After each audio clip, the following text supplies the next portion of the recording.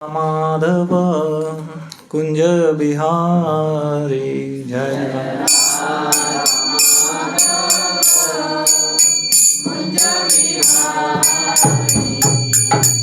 जय राधा माधव कुंज बिहारी जय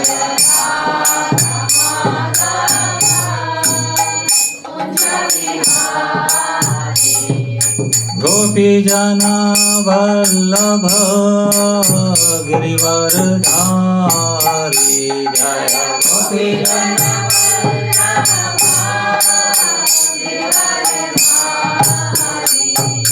यशोदानंदन ब्रज जन रंजन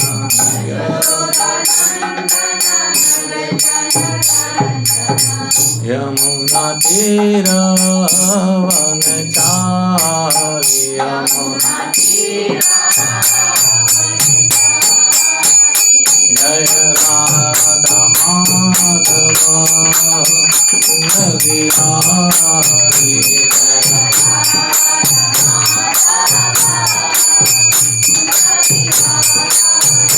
हरे कृष्णा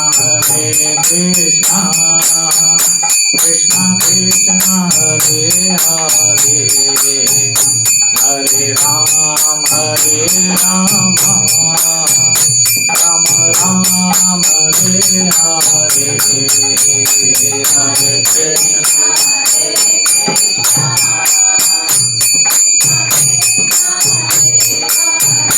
हरे हरे हरे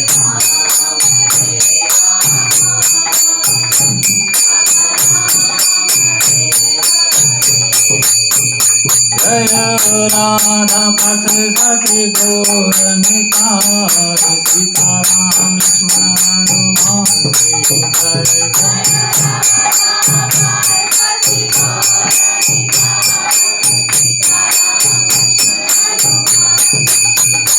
प्रभुपाद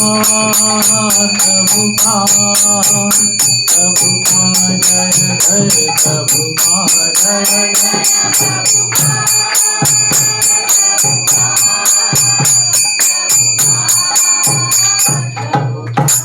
हरिनाम संकीर्तन यज्ञ की जय। सबके पास भगवद गीता है, तो अभी हम मंगलाचरण पढ़ेंगे पहले। तो सब भक्तों का स्वागत है शनिवार के इस प्रोग्राम में। मैं अपने खुद के प्यूरिफिकेशन के लिए और आप सब भक्तों की प्रसन्नता के लिए भगवान की वाणी पे हम थोड़ा चर्चा करेंगे। हरे कृष्ण। तो आज मुख्यतः पूरा है ना रिवीजन है एक तरह से, जितना 18 अध्याय पढ़ चुके हम, तब हमारा मोह नष्ट हो गया है। नष्ट मोह स्मृति लब्ध्वा अब हम आत्म साक्षात्कार हो चुका है ना। तो समराइज करने के लिए बोला है प्रभु जी ने कि भाई एक बार पूरा है ना 18 अध्याय हो गया, लेकिन अब देखते हैं कितना समराइज होगा, है ना। समराइज में भी टाइम लगता है, तो जितना भी हो जाएगा। तो मंगलाचरण मिल गया होगा, सभी बोलिए। ओम अज्ञानतिमिरान्धस्य ज्ञानाञ्जनशलाकया चक्षुरुन्मिलितं येन तस्मै श्रीगुरुवे नमः। श्रीचैतन्यमनोभीष्टं स्थापितं येन भूतले स्वयं रूप कदा मह्यं ददाति स्वपदान्तिकं। वन्देऽहं श्रीगुरुं श्रीयुतपदकमलं श्रीगुरुन् वैष्णवांश्च श्रीरूपं साग्रजातं सगुं रघुनाथान्वितं तं सजीवं साद्वैतं सावधूतं परिजनसहितं कृष्णचैतन्यदेवं श्रीराधा कृष्णपादान् सगणललिता श्रीसकान्वितांश्च। हे कृष्ण करुणा सिन्धो दीनबन्धो जगत्पते गोपेश गोपिकान्त राधाकान्त नमोऽस्तुते। तप्त कांचन गौरांगी राधे वृंदावनेश्वरी वृषभानुसुते देवी प्रणमामि हरिप्रिये। वाञ्छाकल्पतरुभ्यश्च कृपा सिन्धुभ्येव च पतितानां पावनेभ्यो वैष्णवेभ्यो नमो नमः। जय श्री कृष्ण चैतन्य प्रभु नित्यानंद श्री अद्वैत गदाधर गौर भक्तवृंद। हरे कृष्णा कृष्णा कृष्णा हरे हरे, हरे राम राम हरे हरे। नमो विष्णुपदाय कृष्णपृष्ठाय भूतले श्रीमते भक्तिवेदांत स्वामी नामिने। नमस्ते सारस्वते देवे गौरवाणी प्रचारिणे, निर्विशेष शून्यवादी पाश्चात्य देश तारिणे।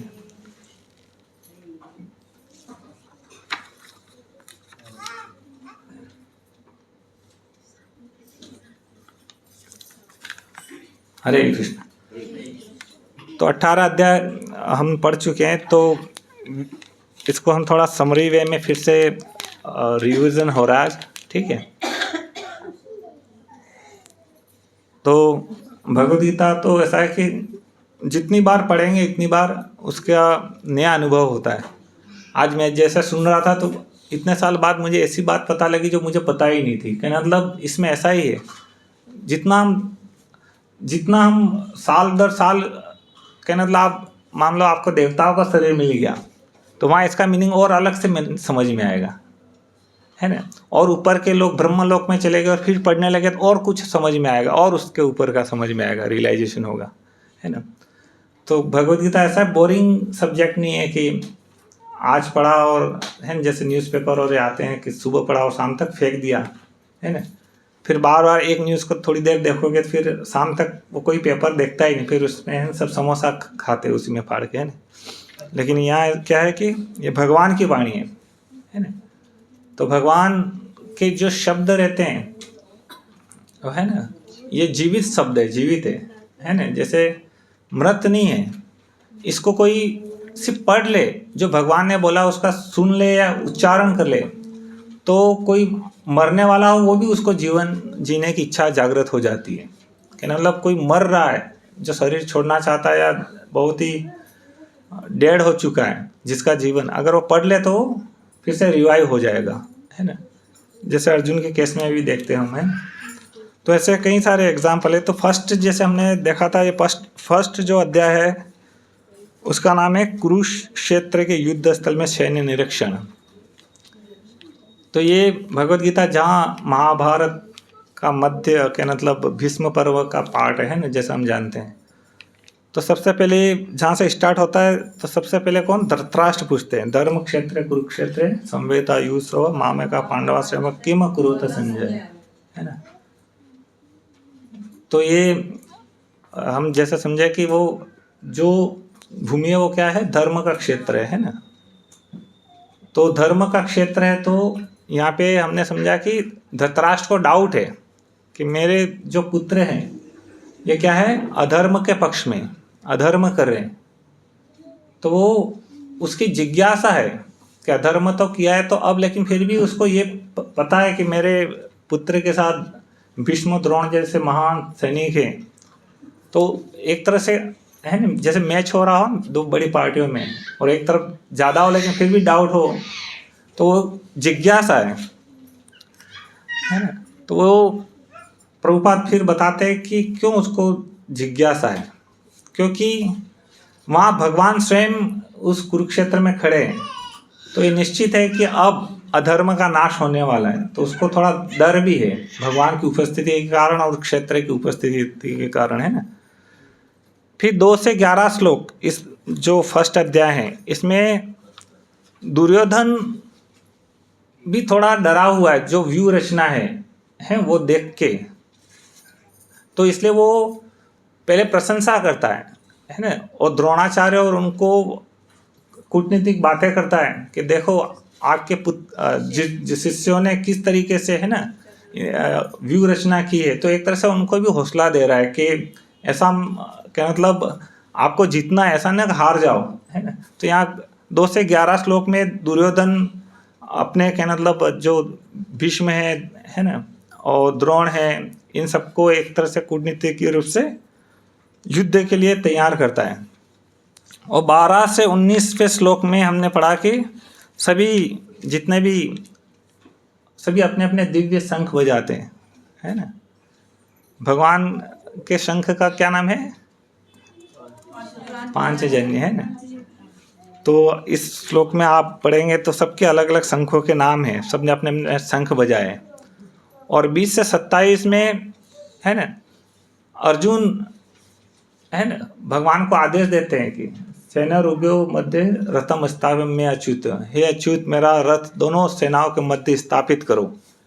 तो जब अर्जुन इन श्लोक कहना लो इसमें बताया गया कि अर्जुन फिर उस युद्ध भूमि के बीचों बीच भगवान सामने जहाँ द्रोण और भीष्म रहते उन्हीं के सामने जाके रथ को खड़ा कर देते हैं, है ना। तो भगवान को उनको मोह में डालना था, है ना। तो अर्जुन तो वैसे नित्य पार्षद है, लेकिन भगवान, है ना, अपने भक्तों के माध्यम से, अपनी शक्तियों के माध्यम से अपने भक्तों को भी मोह में डाल देते हैं। तो तुरंत भीष्म, द्रोण इन सबको देखते हैं तो उनको बचपन याद आता है, उनके साथ बिताया हुआ समय याद आता है। और फिर ये 28 से 46 श्लोक में, है ना, अर्जुन जो रहते हैं 5 रीजन बताते हैं, है ना, और मना बोलते हैं, है ना। जैसे उनको देखते हैं तो उसका पसीना निकलने लगता है ना, हाथ पैर ठंडे होने लगते हैं, रोंगटे खड़े होने लगते हैं, है ना। और 5 रीजन बोलते हैं, है ना। तो एक तो रीजन रहता है कि कंपेशन, करुणा, है ना। तो हमने बताया कि भक्तों के अंदर एक तरह से ये पहला अध्याय मैंने पहले बताया, ये भक्तों का गुण बताता है ना, क्योंकि भगवान क्या है, अपने भक्त को उपदेश देने वाले हैं। तो जो कैंडिडेट है वो कैसा है ना। तो एक भक्त के अंदर क्या होनी चाहिए? करुणा, कंपेशन, है ना। जैसे प्रभुपाद के अंदर करुणा थी, है ना। हमारे जितने वैष्णव ठाकुर हैं इनमें देखोगे तो करुणा बस इन्होंने अब तपस्या स्वीकार की, है ना। और 60-70 साल की उम्र में प्रभुपाद 70 साल की उम्र में अमेरिका गए, है ना। तो ये करुणा ही है कि अपने खुद का कहना मतलब कष्ट को न ध्यान में रख के लोगों को पर दुखा दुखी। हमारी स्थिति क्या है? पर दुखा सुखी। हमारी स्थिति क्या है? सामने वाले को दुख है तो हम ठीक है, हाँ तो ठीक है। और सामने वाले का अगर कुछ सुख शांति बढ़ रहा है तो हम क्या हो जाते हैं? दुखी। तो ये भक्त का लक्षण है। भक्त क्या होता है? किसी का दुख दिख जाता है उसका भी क्या मतलब उसको भी दुख हो जाता है ना। तो ये भक्त का फर्स्ट है करुणा। तो अर्जुन वहाँ करुणा से व्याप्त हो जाते एकदम। फिर दूसरा रीजन बोलते हैं कि मैं युद्ध नहीं लड़ूंगा, है ना, हे केशव। तो बोलते हैं कि जब मेरे संबंधी मारे जाएंगे तो कोई भी जैसे मैच हो रहा है तो युद्ध कोई भी मैच भी हो रहा है मामूली सा, तो वो क्या होता है? जीतने के लिए, फिर उसका जीत का जो सेलिब्रेशन करने के लिए। तो ये युद्ध अगर हम जीत भी गए क्या सेलिब्रेशन करेंगे? अपने ही लोग मर गए। तो बोले इसमें इंजॉयमेंट भी नहीं है, कुछ इंजॉयमेंट भी नहीं है। फिर थर्ड रीजन देते हैं कि पाप कर्म लगेंगे, है ना। इतने सारे योद्धा मारे जाएंगे सब हमारे कारण, मेरे कारण, तो इनका पाप कर्म भी लगेगा, है ना। और चौथा रीजन बताते हैं कि फैमिली जो ट्रेडिशन है कि ना मतलब जो कुल की परंपरा है वो खत्म हो जाएगी, है ना। जैसे कई सारे कुल की परंपराएं जो दादाजी रहते अपने हमारे पिताजी को सिखाते, पिताजी रहते हमें सिखाते हैं। कई सारी चीज़ें ऐसी ट्रेडिशनल कुलों में चलती है, कुल की परंपराएं चलती है। और धर्म की बातें कई व्यवहारिक रूप से कुल के द्वारा ही हस्तांतरित होती है ना। तो इससे क्या होता है कि जो कुल परंपरा है वो खत्म हो जाएगी। और हाँ, वर्ण संकर संतानें होगी। और यहाँ पे बताया कि फिर इस तरीके से ये जो रीजन बताते हैं, फिर अर्जुन बोलते हैं कि मैं युद्ध नहीं लड़ूंगा, है ना। तो भगवान यहाँ फिर अब दूसरा अध्याय यहाँ पे स्टार्ट होता है ना। तो ये जो पहला चैप्टर है यहीं पे ख़त्म होता है कि अर्जुन क्या है, अपना गांडीव रख देते हैं, है ना। तो 1 से 10 श्लोक में अभी भी अर्जुन यहाँ पे ये कर रहे हैं, है ना। क्या मतलब अभी भी युद्ध करने के लिए तैयार नहीं होते हैं, है ना। कार्पण्य दोषवापस स्वभाव पश्चामी त्वाम धर्मण सम्मूढ़ चेता जच्चे ना श्राई निश्चितम ब्रूहि तन्मे शिष्यस्तेहम साधिमाम पाम प्रपन्नम। तो एक से मैं दूसरा अध्याय खोल लेता हूँ।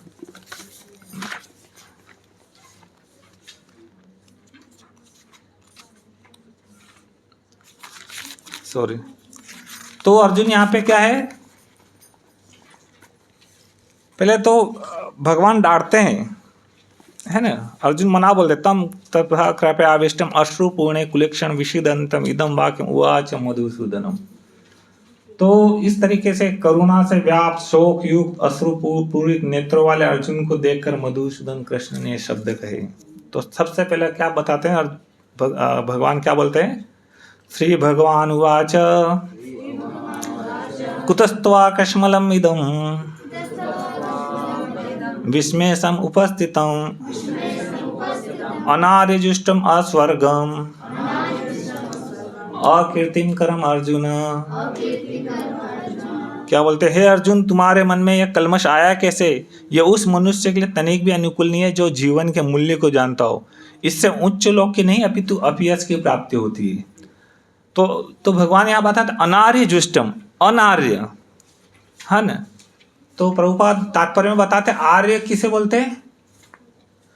आर्य उन लोगों को बोलते हैं जो सुसंस्कृत है और जिनका जीवन सेल्फ रियलाइजेशन के लिए ढाला गया। क्या मतलब, वो उनका पूरी जीवन शैली क्या है, आत्मा का साक्षात्कार करने के लिए ही उनका पूरा उनका क्या मतलब जो जीवन है ना, वो जो जीवन के लक्ष्य को समझता है।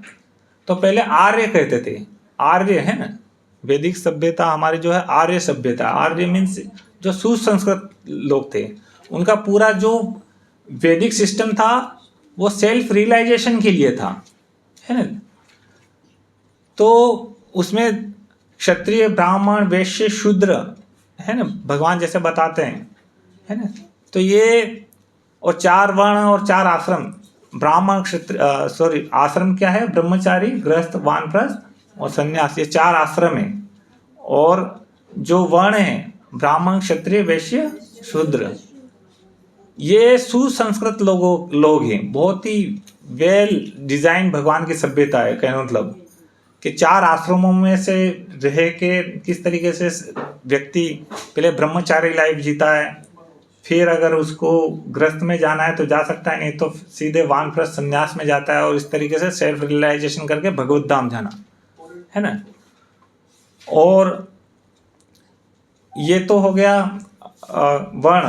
और 4 जो आश्रम बताए हमने, है ना, ब्रह्मचारी गृहस्थ, है ना, वानप्रस्थ और संन्यास। तो इन आश्रमों के भी धर्म होते थे, जो जिस आश्रम में रहेगा उसके भी धर्म होते थे, है ना। तो गृहस्थों के धर्म हैं, जो ब्रह्मचारी उसका धर्म रहता था। तो वैदिक सभ्यता इस तरह की आर्य सभ्यता थी, है ना। तो भगवान बोलते तुम आर्य होके, एक क्षत्रिय होके, कोई क्षत्रिय युद्ध के मैदान में आ गया और युद्ध मना कर दे तो उसके लिए वो क्या है, अकीर्ति है ना। उसका इसका मतलब तुम क्षत्रिय का मतलब नहीं जानते हो, है ना। भगवान आगे बताएंगे कि क्षत्रिय का धर्म ही है ना। क्षत्रिय जैसे जो ब्राह्मण अपनी वैदिक जो शिक्षा है उनको पूरा करता है, कहना मतलब यज्ञ करता है और स्वर्ग लोक जाता है। लेकिन क्षत्रिय अगर धर्म के लिए युद्ध करता है, वो मर जाता है तो वो सीधे ही स्वर्ग जाता है। उसके लिए यज्ञ करना क्या है, धर्म युद्ध करना, है ना। ऐसा नहीं कि वो अपनी ड्यूटी छोड़ के वो ब्राह्मण वाले कार्य करे तो और नरक में जाएगा, जैसे भगवत गीता में आगे बताएंगे। तो भगवान बताते हैं कि तुम अनार्य जैसी बातें कर रहे हो, है ना। जो आर्य है वो इस तरीके से थोड़ी बोल सकते हैं, ये क्या है, अकीर्ति करेगा तुम्हारी। तो इस तरीके से भगवान उनको डांटते हैं। तो यहाँ पे इस श्लोक नंबर यहाँ 7 पे अर्जुन क्या बोलते, कार्पण्य दोषो अपस स्वभाव प्रच्छा में तो हम धर्म सम्मूढ़ चैत्र शानि निश्चितम ब्रूहि तन्मे शिष्यस्तम साधिमाम त्राम प्रपन्नम, है ना। क्या बोलते हैं कि वो अपने आप को सरेंडर करते हैं, है ना। सरेंडर क्यों करते हैं कि जब हम सरेंडर करते हैं तो फिर जो सामने वाला बोल रहा है क्यों, है ना, वही करना पड़ता है। अभी अर्जुन अपनी तरीके से बोल रहे थे ऐसे तो वो भगवान से बोलते जो मेरे लिए श्रेष्ठ करो। एक होता है श्रेय और प्रे। श्रेय मीन्स अल्टीमेट गोल जीवन का, है ना, सॉरी प्रे। और श्रेय होता है लिमिटेड गोल, है ना। जैसे हमारे जीवन में कई सारी चीज़ें अभी करते हैं रेगुलर बेस पे। जैसे ब्रश करना आवश्यक है ना, आवश्यक है, क्या चल सकता है, आवश्यक है, लेकिन ये क्या हमारे जीवन का गोल नहीं है कि रोज ब्रश ही करना है ना, है ना। या जो भी है हमारे कई सारे कार्य है ना, सोच करते हैं हम या कुछ भी करते हैं, तो इसका मतलब ये नहीं कि हम उसी के लिए आए हैं, है ना। रेगुलर कर रहे हो और करना ही पड़ रहा है, इसका मतलब यही नहीं कि यही हमारा है ना। तो जीवन का जो रेगुलर हमारी लाइफ चल रही है, इसका मतलब ये नहीं कि हमें यही करने हम जीवन में आए, है ना। हमारी लाइफ का कुछ गोल है ना। तो ये बता रहे हैं कि जो मेरे लिए स्ट्रेस करे, जो अल्टीमेट जो मेरे लिए सही हो, वो आप मुझे बताइए। तो फिर यहाँ पे और आगे भगवान आगे के लिए 11 से 30 है ना, इन श्लोक में भगवान सबसे पहले क्या बताते हैं, जो आर्य, जो कहना मतलब सेल्फ रियलाइजेशन करना चाहता है, कहना मतलब जो सही में कोई जीवन में भगवत धाम जाना चाहता है या कोई भी आत्म साक्षात्कार करना चाहता है, फर्स्ट प्रिंसिपल है आत्मा का ज्ञान हो। तो 11 से 30 श्लोक में अर्जुन क्या कर रहे हैं, यहाँ पे अर्जुन को आत्मा का ज्ञान दे रहे हैं, है ना। तो इस अध्याय को हिंदी में बोलते हैं सांख्य योग भी बोलते हैं। सांख्य योग का मतलब क्या है, गिनना 1 2 3 4 है ना, संख्या करो, ऐसा नहीं। जो हमारे 24 तत्वों का ये शरीर है, उसके एक एक तत्वों का विश्लेषण करना, और उसमें क्या होता है, इससे कि कॉन्शियस क्या है और मैटर क्या है, इसमें अंतर हमें मालूम पड़ता है। सांख्य योग जब करते हैं तो इससे क्या होगा कि हमारा जो इमोशनल बॉन्डिंग है ना, इस मैटर के साथ इमोशनल बॉन्डिंग है। तो है इस आत्मा के ज्ञान के कारण क्या होता है, जो हमारी आत्मा एक अलग प्रकृति है, भगवान की दिव्य प्रकृति है, सुपीरियर एनर्जी है। और ये शरीर क्या है, जड़ मैटर का बना है। पूरी प्रकृति क्या है, मैटर। लेकिन आत्मा और इस मैटर का कई अनंत जन्मों से सहचर है, कहना मतलब दोनों एक दूसरे में बंधे हुए, इंटैंगल है एकदम, कहना मतलब बंधे हुई आत्मा। तो सांख्य योग में क्या होता है कि जो सांख्य योगी होते हैं, ये एक एक है ना, जैसे हम एक्सरसाइज करते हैं डिवाइस में कि ये मेरे बाल है, हम क्या बोलते हैं, लेकिन मैं बाल है ना, ये मेरे पैर है, मेरे बोलते हैं मेरे, लेकिन मैं है ना, पैर बदल दिए जाते हैं, एक्सीडेंट होता है पूरा पैर कहीं और होता है। ये मेरी किडनी है, लेकिन मैं किडनी, हमारी किडनी का भी ट्रांसप्लांट हो जाता है, किसी और को लग जाती है, कई बार दे देते हैं। तो ऐसे ऐसे इस शरीर का एक एक अंग निकाल दो, तो अल्टीमेट है क्या हम। तब ये बात जिसे हम मैं बोलते हैं, वो कौन है, अपने आप को मैं कौन बोलता है, आत्मा। तो इस सांख्य योग के माध्यम से क्या होता है, मैटर और कॉन्शियस है, इसको डिफ्रेंशिएट किया जाता है ना। तो ये दूसरा अध्याय हमें क्या, सांख्य योग है। तो ये 11 से 30 श्लोक में आत्मा का ज्ञान, आत्मा किस प्रकार इस शरीर और आत्मा में अंतर है, इसलिए देहिनो अस्मिन् यथा देहे कौमारम यौवनम जरा तथा देहांतर प्राप्ति धीरज तत्र न मोहित, ये है ना। कई प्रकार के ये श्लोक जो है ये क्या बता रहे हैं, आत्मा और शरीर दो अलग अलग वस्तु है, ठीक है। फिर चलो ये रियलाइजेशन हो गया, तो ये भगवान क्या है, ये पहला एक भगवान अपना कहना मतलब समझाते अर्जुन को कि तुम जिनके लिए अश्रुपात करने जा रहे हो वो क्या है, वो ऐसा नहीं है कि तुम उनको मार दोगे, है ना। वो आत्मा का ज्ञान देखते, वो उसको कोई नहीं मार, है ना। नैनम छिंदति शस्त्राणि नैनम दहति पावक न छेदम क्लेन तापो न शोष्यति न मारुत, है ना। इस तरीके से कई श्लोकों में बताते हैं। तो इससे क्या है कि ये जो तुम्हारी करुणा है ये व्यर्थ है। अब दूसरे लगभग 31 से 37 श्लोक में इसमें बताया गया सकाम कर्म, है ना, परफॉर्मिंग प्रेस्क्राइब ड्यूटी, है ना। उसको था ना अर्जुन को, तो मैं नरक में जाऊंगा। तो इन श्लोक उस बात को वो खंडन करते हैं 31 से लेकर 37 श्लोक में। भगवान क्या बताते हैं कि अगर हम अपनी प्रिस्क्राइब ड्यूटी करते हैं, प्रिस्क्राइब ड्यूटी अगर हम, प्रिस्क्राइब मीन्स हमारे जो क्या मतलब धर्म ग्रंथ है उसमें सबकी प्रिस्क्राइब ड्यूटी है। ब्राह्मण की प्रिस्क्राइब ड्यूटी है, क्षत्रिय की प्रिस्क्राइब ड्यूटी है, वैश्य की ड्यूटी है, जो गृहस्थ है उसमें पुरुष की ड्यूटी है, जो क्या मतलब स्त्री है तो उसकी भी ड्यूटी है, गुरु है तो उसकी ड्यूटी है ना। सब अपने, और ये पुराने रामायण और महाभारत पढ़ेंगे ना, ये वो थोड़ा कल्चर मिलेगा ये सब श्लोकों का, है ना।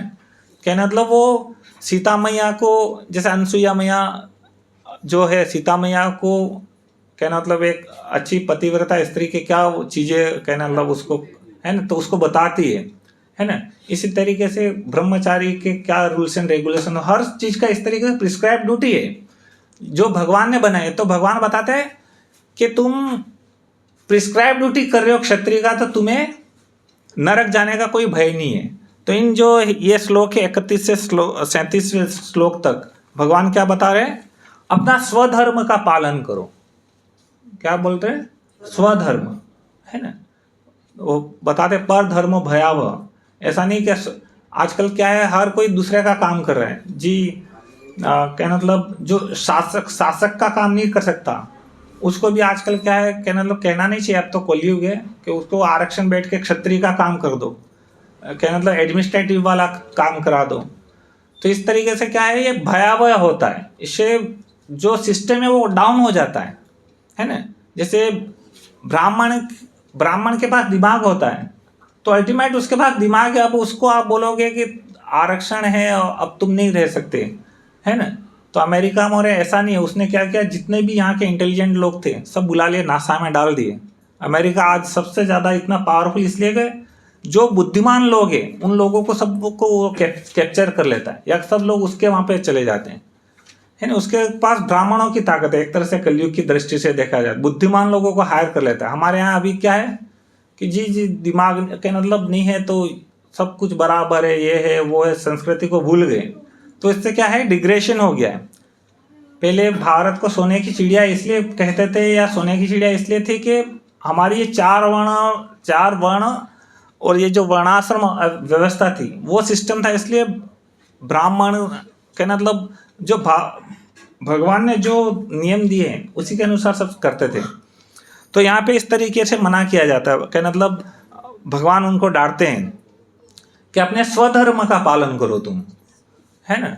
स्वधर्म सबसे कहने में ऑक्यूपेशनल ड्यूटी बोलते हैं ना, कहना मतलब जो एज ए क्षत्रिय तुम्हें जो ड्यूटी गई है, ड्यूटी कहना मतलब बोला गया वो करो।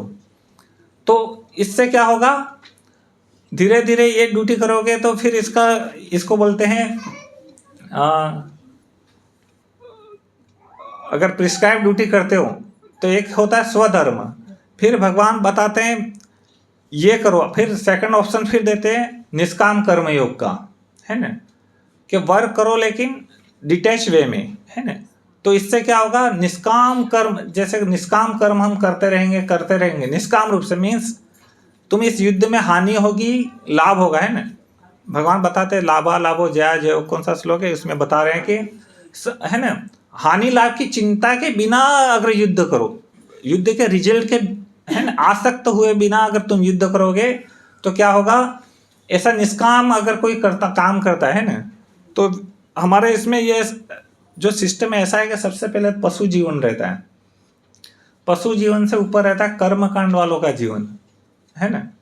कर्मकांड वालों से ऊपर रहता है सकाम, जो कर्मी रहते हैं उनका जीवन रहता है। फिर इससे ऊपर, सकाम से ऊपर होता है निष्काम, है निष्काम कर्म, है निष्काम कर्म योग, लेकिन कर्म तो कर रहे लेकिन डिटैच वे में।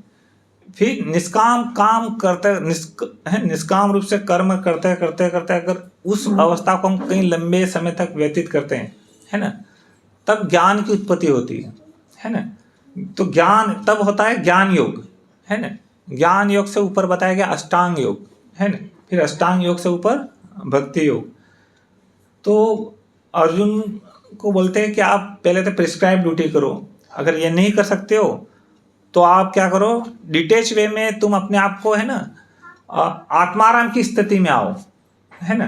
आत्माराम की स्थिति मीन्स निष्काम कर्म हम जब करते हैं, है ना, कई सालों तक निष्काम रूप से, कई जैसे संन्यास ले लेते हैं और निष्काम रूप से समाज के लिए कर्म करते हैं, जैसे कई लोग संन्यास ले लेते हैं, है ना, तो उस समय क्या हो, आत्माराम की स्थिति तुम्हें प्राप्त हो जाएगी। तो फिर भगवान आत्माराम के बारे में बताता है, आत्माराम कैसे खाता है, कैसे बैठता है ना, है ना। वो क्या है श्लोक, प्रजहाति यदा कामान सर्वान पार्थ मनोगतान, है ना, कि वो उसके सभी कामनाओं को वो त्याग कर देता है ना, और आत्माराम की स्थिति में आ जाता है। तो वो अब अगर वो उस ज्ञान के लेवल पे आ गया तो उसके बाद उसको प्रिस्क्राइब ड्यूटी करने की जरूरत नहीं रहती है ना, अगर उस लेवल पे कोई आ गया तो, है ना। जैसे कोई सड़क पे चल रहा है तब उसको क्या करना पड़ता है, रेड लाइट और सबका पालन करना जरूरी रहता है जब तक वो रोड पे चल रहा है। लेकिन एक बार अगर वो एरोप्लेन में बैठ गया तो जो ट्रैफिक के रूल्स है उसके ऊपर लागू नहीं होते, है ना।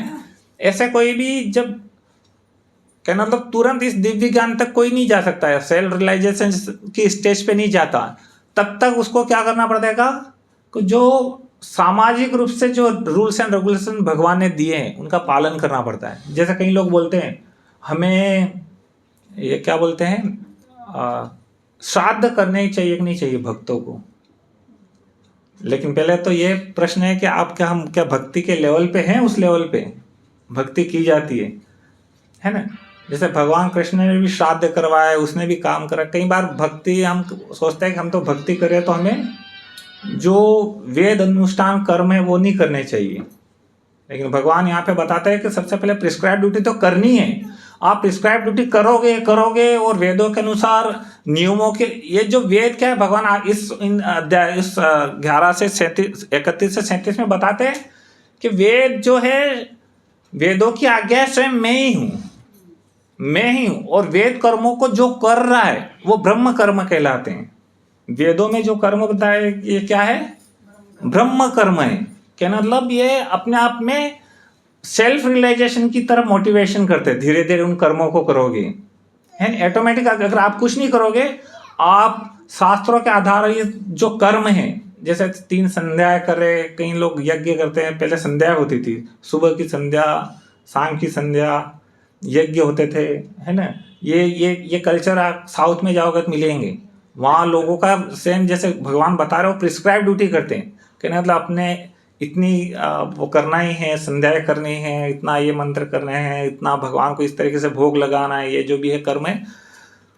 तो भगवान यहाँ पे गीता में बताते हैं कि इन कर्मों के, क्योंकि ये मेरे द्वारा आदेशित है, ये अपने आप में ब्रह्म कर्म है। इससे क्या होता है, व्यक्ति शुद्ध हो जाता है।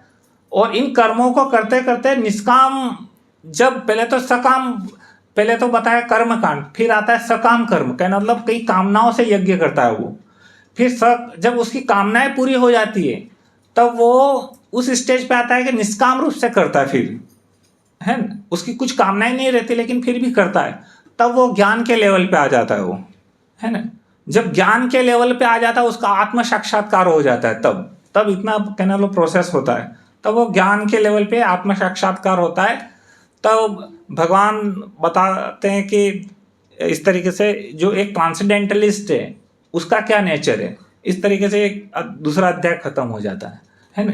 फिर तीसरे अध्याय में अब अर्जुन के ऊपर अब क्वेश्चन हो गया, अब बताओ मैं ट्रांसेंडेंटल लेवल पे जाने के लिए वन में चला जाऊं या युद्ध करूं या प्रिस्क्राइब ड्यूटी, आप बोल रहे तो कर्म कर लूं, प्रिस्क्राइब ड्यूटी करूं या ट्रांसेंडेंटल लेवल को अचीव करूं और बन जाऊं। तो भगवान फिर क्या बताते हैं इसमें, कहना मतलब मैं रिनंसिएशन लूं या एक्शन लूं, है ना। कहना मतलब मैं इस युद्ध से जाऊं, जंगल चला जाऊं या कर्म करूं। तो भगवान यहाँ पे इसको और बताते हैं, क्योंकि अर्जुन है ना ऑलरेडी ये ज्ञानी है, कहना मतलब वो ऑलरेडी ज्ञान योग के लेवल पे हैं। तो बताते हैं कि 3 से 9 श्लोक में भगवान बताते हैं कि निष्काम कर्म योग बेटर है, ज्ञान योग से भी बढ़कर है। ऐसे अगर लेवल दिखा जाए तो निष्काम कर्म के बाद क्या आता है? ज्ञान है। थोड़ा हाई तो नहीं हो रहा है। निष्काम कर्म के ऊपर क्या आता है? ज्ञान। लेकिन भगवान इसमें क्या बताते हैं कि तुम्हारे लिए, लेकिन है ना, निष्काम ज्ञान से वो बोलते तुम्हारे लिए अभी है ना निष्काम कर्म योग करना ज्यादा जरूरी है ना, क्या ना, निष्काम रूप से कर्म करना जरूरी है ना। तो फिर 10 से 16 श्लोक में है ना, फिर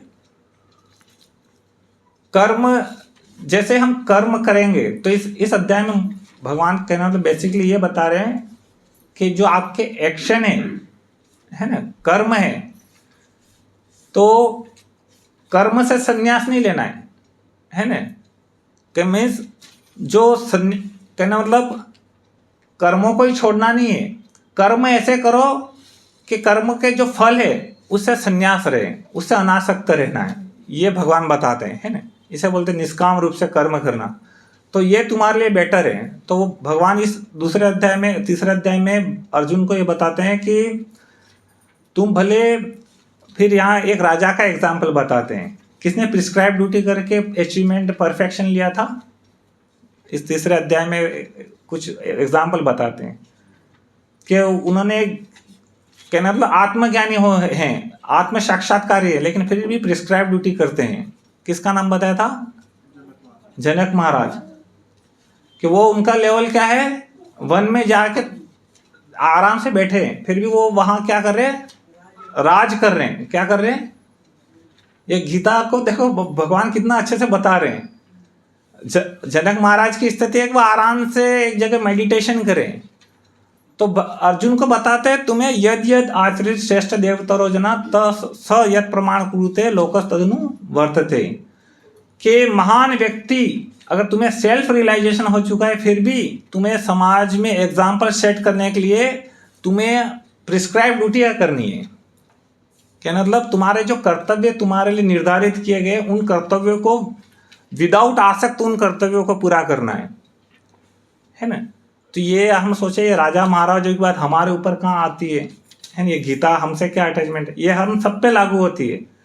हम हमारी लाइफ में जो भी कार्य करते हैं रिजल्ट से हो के आके, जैसे मैं सांस की सेवा कर रही हूँ तो सांस मेरे प्रशंसा ही करे, पति की सेवा कर रही हूँ तो हमेशा मुझे अच्छा रिजल्ट ही मिले, बच्चा है तो इसको मैं पालन पोषण को बड़ा हो के मुझे, तो हमारा हर एक्टिविटी, देखो भगवान इस पूरे गीता में 5 चीज़ों को बता रहे, जीव, ईश्वर, प्रकृति, काल और कर्म। और इस सबसे भगवत गीता को आप पढ़ेंगे, सबसे ज़्यादा भगवान का फोकस भक्ति योग तो है, भक्ति के कर्मों, लेकिन कर्म योग को ज़्यादा बताया गया बहुत। इस कर्म योग को करना कैसे है ना। तो हमारी सबकी कुछ न कुछ ड्यूटियाँ हैं, उन ड्यूटियों को बिना आसक्त हुए करना है ना। ऐसे बच्चे हैं तो मेरा बच्चा है तो हम आसक्त हो गए, फिर ये एक तरह से देखा जाता है सकाम कर्म, उसके लिए जो काम कर रहे हैं, अगर उसके ये भावना है ना, ये बड़ा होगा तो मेरे ये करेगा, मेरे पति की ये सेवा करूँगे तो मुझे ये ला के देगा, या कई सारे सो मच हमारे उसके पीछे कुछ और भावनाएं रहती है, ये मैं करूँगा तो इस तरीके से मेरे को रिजल्ट मिलेगा। तो भगवान बताते हैं इनके रिजल्ट क्या होते हैं। जब हम रिजल्ट से आसक्त होकर कर्म करते हैं है ना, तो उन कर्मों के परिणाम हमें भुगतने पड़ते हैं है ना। भगवान आगे इन बताते हैं जब डिटैच वे में सब कर्म करते हैं तो उन कर्मों के फल हमें भोगने नहीं पड़ते है ना। ये भगवान कर्मों का साइंस बता रहे हैं। डिटैच वे में अगर हम कर्म करते हैं तो उन कर्मों को हमें भोगना नहीं पड़ता, और जब रिजल्ट को भोगने के लिए हम कर्म जो भी संसार में कर रहे हैं तो उस कर्म के या तो अच्छे फल मिलेंगे या बुरे फल मिलेंगे है ना। तो अब भगवान है ना, इसलिए उनको यहाँ पे बताते हैं जैसे जनक जैसे राजाओं ने क्या होगा, लोगों को एक उदाहरण प्रस्तुत करने के लिए जैसे कार्य किया है ना, चाहते तो वो जाते थे। जैसे आप रामायण में देखेंगे तो वशिष्ठ मुनि इतने आत्मज्ञानी है ना, आत्म सेल्फ रियलाइज्ड है। भगवान राम है, भरत है, वहाँ इतना क्या हो गया था, एकदम द्वंद्व हो गया था कि भगवान वनवास जाए या न जाए, धर्म संकट पैदा हो गया था, धर्म विरुद्ध हो गए थे, भगवान भी बेबस हो गए थे है ना। तो उस समय जनक महाराज को लाया गया कि ये व्यक्ति है ना अच्छे से समझ रहा है इस साइंस को कि क्या करूँ मैं। भगवान क्या करते हैं, जनक महाराज को बुलाया जाता है, फिर जनक महाराज अच्छे से रिजल्ट पूरा बताते हैं। वो आप संवाद पढ़ना किस तरीके से वो रिजल्ट देते है ना। वो गजब जो है भरत मिलाप का है ना, वो बनाया भी अच्छा है, जो भक्ति भाव से बनाया लेकिन सही बनाया। तो ये भगवान बताते हैं कि यज्ञार्थार्थो कर्मणो अन्यत्र लोकोयम कर्म बंधन। जो भी हम कर्म कर रहे क्या करें, भगवान को केंद्र में रह कर करें, है ना। तो जब कोई काम अटैचमेंट के साथ किया जाता है तो उसको बोलते हैं सकाम कर्म। और जब वही काम सुप्रीम के लिए डिवोशनल के तौर पे किया जाता है, भगवान के प्रति किया जाता है डिवोशनल की तरफ, है ना, तो वो भक्ति कहलाता है ना। कर्मों में ऐसा है। तो अभी भक्ति की बात पहले तो यहाँ तक तो नहीं करते, निष्काम कर्म और ज्ञान योग का भगवान यहाँ बताते हैं, है ना। तो बताते इस तरीके से दिव्य ज्ञान की प्राप्ति होगी, है ना। तो दिव्य ज्ञान हम प्राप्त करते हैं तो इससे बड़ा फिर 36 से 43 श्लोक में, है ना, इसमें निष्काम कर्म योग में सबसे जो बड़ी बाधा है वो क्या है, लस्ट। क्या है लस्ट। तो भगवान 36 से 43 में श्लोक में काम ऐश क्रोध ऐश रजोगुण समुद्र इस तरीके से लस्ट की उत्पत्ति को बारे में बताते हैं, है ना, कि इस लस्ट को जब तक लस्ट है तब तक निष्काम कर्म योग नहीं हो सकता, तब तक ज्ञान की प्राप्ति असंभव है। इसलिए भगवान यहाँ पे लस्ट के बारे में बताते हैं कि लस्ट को कॉन्कर करना है आपको, है ना। तो फिर इसके बाद भगवान चौथे अध्याय का नाम है दिव्य ज्ञान, ट्रांसेंडेंटल नॉलेज। इसमें भगवान बताते हैं कि दिव्य, है ना, 1 से 4 श्लोक में इस दिव्य ज्ञान को कैसे प्राप्त किया जाए इसकी विधि बताते हैं। तो ये दिव्य ज्ञान कैसे प्राप्त होता है, एवं परंपरा प्राप्तम, है ना। भगवान क्या बताते हैं, दिव्य ज्ञान कहाँ से प्राप्त होगा, ये परंपरा से प्राप्त होता है ना। और भगवान अपनी दिव्य प्रकृति को बताते हैं, अपने जन्म और कर्म की दिव्य प्रकृति को बताते हैं। तो इसमें जन्म कर्म में दिव्य में एवं योगिक तत्वतः ये श्लोक है, इसमें ये बताया गया है कि भगवान अपने ट्रांसेंडेंटल नेचर को बता रहे हैं, है ना। और फिर बताते हैं कि इसके लिए आपको क्या है,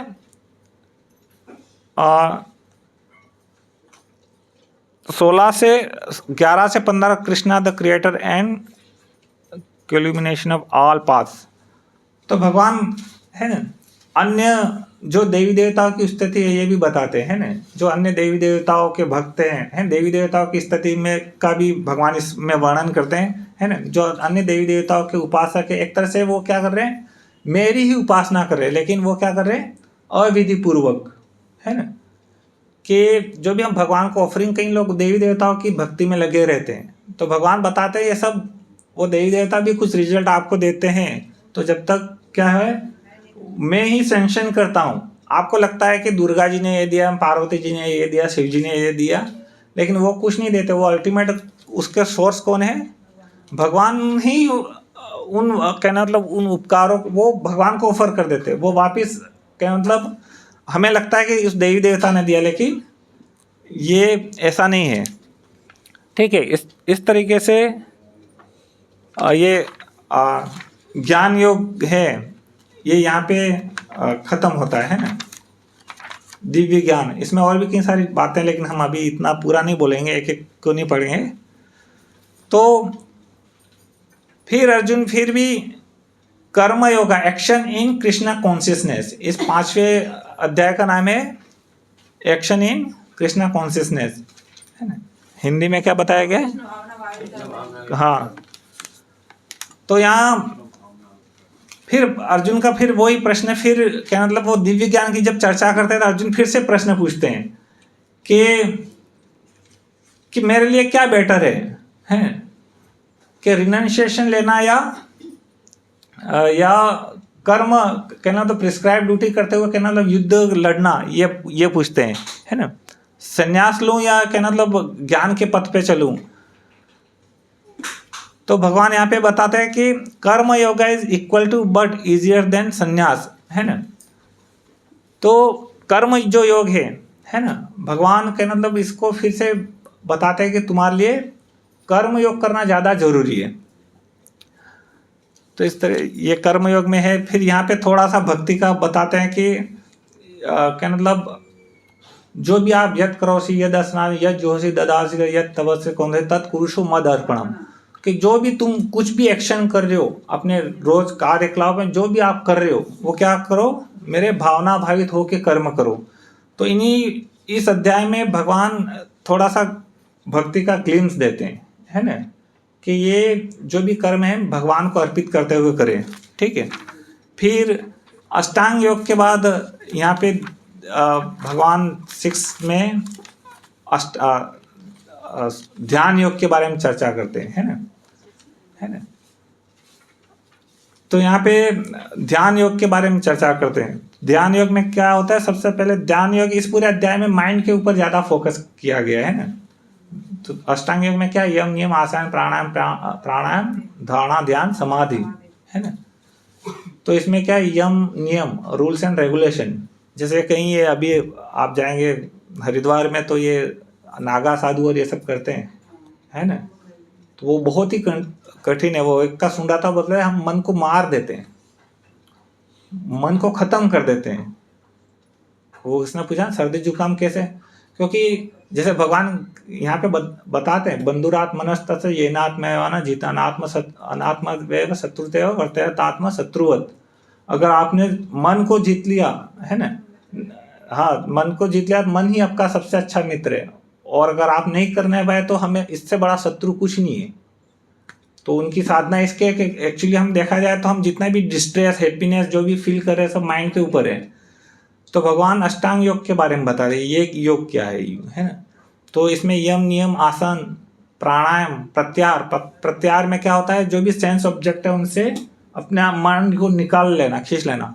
फिर धारणा, धारणा मीन्स फोकस करना सुप्रीम के ऊपर, है ना। फिर धारणा के बाद ध्यान के कंसंट्रेशन और बढ़ाना, है ना। और ध्यान के बाद समाधि, समाधि में ट्रांसेंडेंटल लेवल पे आ जाता है ना। इस तरीके से चक्र उठते हो उस तरीके से। तो वो भगवान यहाँ पे ध्यान के लिए वो बताते हैं कि ध्यान योग क्या है और किस तरीके से करते हैं। लेकिन बताते हैं ये जितने भी योगी ध्यान योगी हैं इसमें भी वो क्या है, ये श्लोक जब ये अध्याय खत्म होता है योगी नापि सर्वेशा मद गते अंतरात्मा, क्या है यो लास्ट श्लोक के योगियों, इन सब योगियों में मुझे वो योगी जो पूरी तरीके से, है ना, क्या श्लोक है पूरा बढ़िया, हाँ 6ठे अध्याय का लास्ट श्लोक।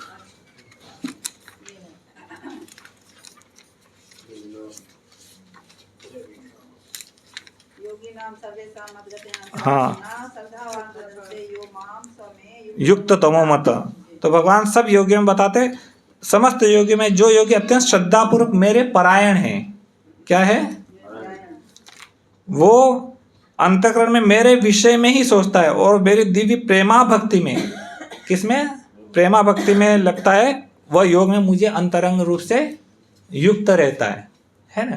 कि मतलब जो बहुत ही बताया है कि जो ये क्या है, जो सूर्य का प्रकाश बताया गया है ना। जो ज्ञान योगी है वो है सूर्य के प्रकाश का प्रतिनिधित्व करते हैं। जैसे भारत में मोदी जी की सरकार है लेकिन अब वो दिखेगी कहीं, वो निराकार है लेकिन सरकार है ना। ऐसे दिव्य ज्ञान जिसको होता है वो ब्रह्म साक्षात्कार करता है। जो दिव्य ज्ञान में स्थित हो जाता है उसको क्या होता है, ब्रह्म साक्षात्कार होता है। और जो इसमें और इसके ऊपर है जो ध्यान योगी है, मेडिटेशन वाले हैं, है ना, उनको क्या होता है, योगिक सिद्धियां होती है। तो उनको बताते हैं कि ये वैकुंठ तक जा सकते हैं, वैकुंठ तक उनका प्रवेश हो जाता है। जो योगी रहते हैं ये, है ना, ध्यान योगी। तो उनको बताया गया सूर्य के, तो ये जो ब्रह्मवादी है तो सूर्य के प्रकाश से तुलना की है।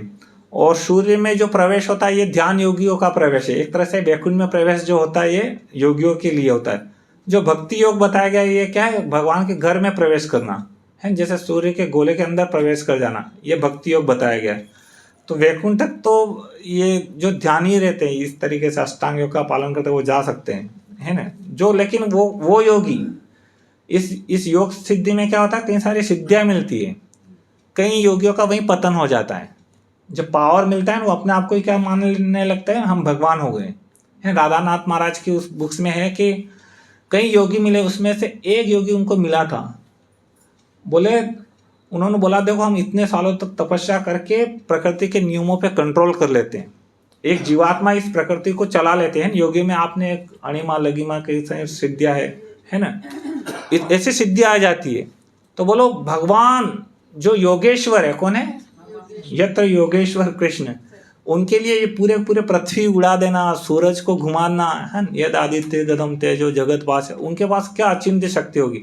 बोले हम एक छोटा सा योगी इतनी अद्भुत कार्य कर सकता है, तो परमेश्वर अगर ऐसे बड़े बड़े कार्य करता है तो इसमें क्या आश्चर्य हो रहा है, और उनके सामने हमारे हम योगी कुछ नहीं है ना। तो एक अच्छा योगी था, उसने अपना आत्म साक्षात्कार बोला, और वो बताते हैं वो वहाँ अपने बात में। और कई लोग हम अगर ऐसे चमत्कार करेंगे तो लोग हमें ही भगवान बोलते हैं। जो मूर्ख लोग रहते हैं क्या बोलते हैं, है ना, अभी कुंभ में जाओ वहीं लोटपोट रहते हैं, उन नागाओं के आगे पीछे नहीं कहीं घूमते रहेंगे। तो बताते हैं जो मूर्ख लोग रहते हैं वो हमको ही भगवान मानने लगते हैं। तो इस तरीके से ये योग में भगवान बताता है जो अंतरंग रूप से जो मेरा मेडिटेशन करता है, मेडिटेशन तो करता है, ऐसा नहीं अष्टांग योग में कुछ सिद्धियां लेके कुछ वो ऐसे योगी नहीं, जो मेरा निरंतर ध्यान करता है वो मुझे प्रिय है, भगवान बताते हैं। फिर 7वें अध्याय में भगवान का ये 7वें अध्याय में अब ये जब सेल्फ भगवान का रियलाइजेशन होता है, हम ये 7वें अध्याय तक ही पहुंच पाएंगे, आगे नहीं हो पाएगा। फिर तब भक्ति योग स्टार्ट होता है ना।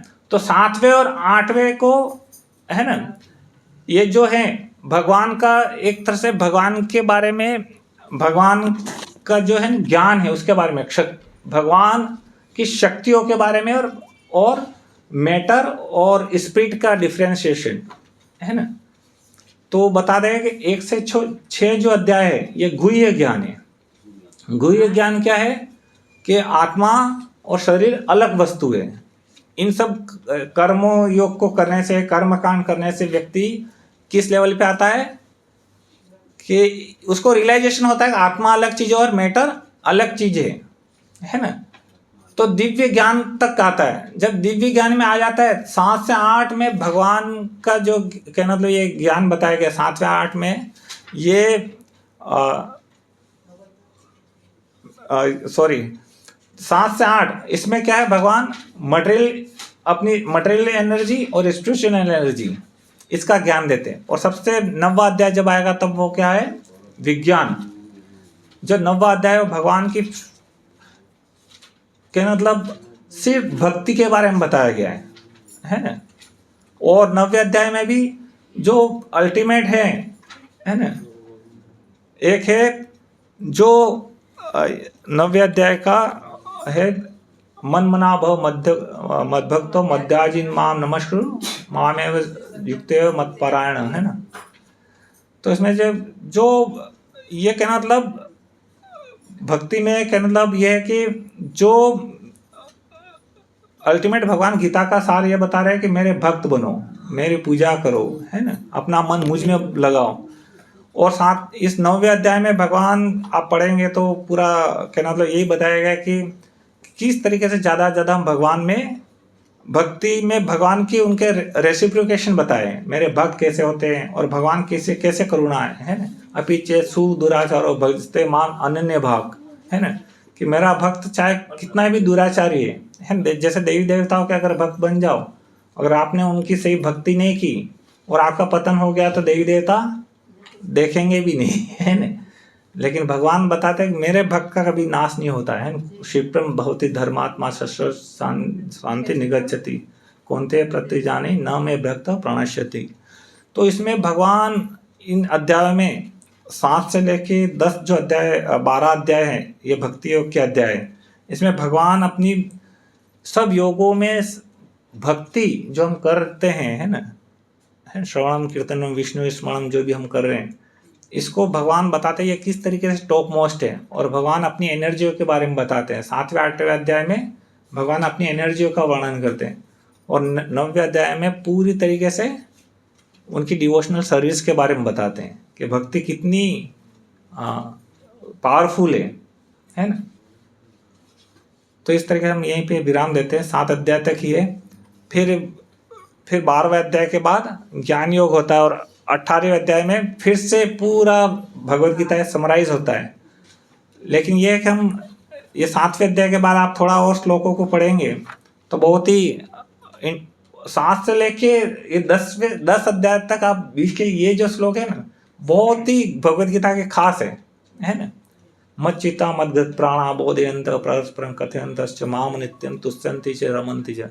मेरे भक्त मेरे बारे में परस्पर वार्ता करते हैं, है ना, उसमें वो आनंद लेते हैं, है ना, और मैं उनको दिव्य ज्ञान देता हूँ। भक्ति का मार्ग ऐसा बताया गया। अन्य मार्ग में ऐसा है जैसे ये रहते हैं, बंदर का बच्चा रहता है ना, वो क्या रहता है, अगर बंदर छलांग लगाता है तो बच्चे को क्या करना पड़ता है, अगर गिरना नहीं है तो उसको अपनी ताकत लगानी पड़ती है। तो अन्य योग ऐसे बताए गए, ये ज्ञान योग, कर्म योग, ये सब। और जो बिल्ली के बच्चे रहते हैं तो वो बिल्ली के बच्चे कुछ एफर्ट नहीं करते ज़्यादा, वो क्या करते हैं, सिंपली अपनी माँ को सरेंडर करते हैं और माँ ही उनको केयर करके ले जाती है। तो अन्य योग में हम अपना पुरुषार्थ प्रकट करते हैं, ताकत लगाते हैं, तब भगवान तक पहुंच सकते हैं। और भक्ति योग का मतलब है गुरु को सरेंडर कर दिया, गुरु के वचनों को निभाते गए और फिर ले जाते हैं, वो भगवान खुद ही ले जाते हैं कैरी करके, है ना। अगर उसमें कुछ कमी है तो वो पूरी कर देते हैं वो भगवान, है ना। लेकिन अन्य योग में ऐसा है, जैसे आपने मेडिटेशन किया और पूरा नहीं हुआ तो खैर उनको चांस मिलता है मनुष्य जीवन का। भगवान बताते हैं कि अगर बीच में से कोई योग कोई एक तो नास्तिक है तो अच्छा है जी रहा है, और कोई थोड़ी बहुत भक्ति कर रहा है, नहीं कर पा रहा है, भगवान बताते हैं कुछ नहीं, उसको अच्छा चांस मिलता है फिर से। अगर उसने उसकी भक्ति छूट गई है कहीं पे तो क्या करते हैं भगवान, फिर से चांस देते हैं। लेकिन अन्य चीज़ों में ऐसा नहीं है, वहाँ अगर आप फेल हो गए तो क्या मतलब फिर से पशु योनियों में, है ना। तो भक्ति को ऐसा बताया गया कि एक तो ये है कि आप पशु से फिर कर्म कांड करो, फिर सकाम काम करो, फिर निष्काम कर्म करो, फिर ज्ञान योग करो, फिर अष्टांग योग करो, फिर भक्ति के लेवल पे आओ। एक तो ये वेदों का मार्ग है पूरा। जो हमारा ये जो मार्ग है इसमें क्या है, पशु जीवन में हम हैं, सीधा क्या कर रहे हैं, किसी भक्त का संग ले लिया और उस भक्त के संग के द्वारा जो शुद्ध भक्त उसका शरणागत हो गए, फिर साधन भक्ति की, फिर सीधे साधन भक्ति से क्या प्रकट होगा, भाव भक्ति आ जाएगी, और सीधे भाव भक्ति से प्रेमा भक्ति में प्रवेश कर जाएंगे। तो ये क्या है, लिफ्ट वाला मार्ग है कि आपने शुद्ध किसी भक्त का संग लिया, फिर शुद्ध भक्त प्रभुपाद गुरु के संपर्क में आए, तुरंत आप साधन भक्ति से सीधे भाव भक्ति और प्रेमा भक्ति तक तो आए, तो भगवान के धाम में ही पहुंच गए। और जो वैदिक सिस्टम है वो क्या है, पहले कोई कर्म कांड में जाएगा, फिर सकाम कामना युक्त कर्म करेगा, फिर निष्काम काम कर्म करेगा, निष्काम कर्म कई सालों तक करेगा, तब ज्ञान की उत्पत्ति उसके अंदर होगी। ज्ञान की उत्पत्ति हो जाएगी तो फिर तब उस प्योर ज्ञान की ताकत के बल पे मेडिटेशन कर पाएगा। उस मेडिटेशन के बल पर फिर भगवान का जब रियलाइजेशन होगा तब वहाँ से भक्ति स्टार्ट होगी। और इसमें क्या है, पशु जीवन, शुद्ध भक्त का संग लिया, और ये जो साधन भक्ति हमने वो स्टार्ट की, और साधन भक्ति करते करते, जैसे भागवतम सुन रहे, भगवद गीता, अगर साधन भक्ति सुनते सुनते भाव भक्ति और प्रेमा भक्ति, जैसे प्रेम उत्पन्न हो गया भगवान के प्रति, तो ये एकदम क्या है, फास्ट। ऐसा नहीं कई सारे जन्म बीत रहे हैं। तो ये प्रभुपाद ये जो मार्ग बता रहे हैं, ये भगवद गीता, इसलिए प्रभुपाद तो अपने तात्पर्य में युद्ध के विषय में भी सीधा भक्ति ही का ही प्रवेश है उनके तात्पर्य में, सीधी। वो अन्य मार्गों में अन्य चीज़ों को ज़्यादा वर्णन नहीं करते, सीधा डिवोशनल चीज़ों पे ही प्रभुपाद के तात्पर्य हैं।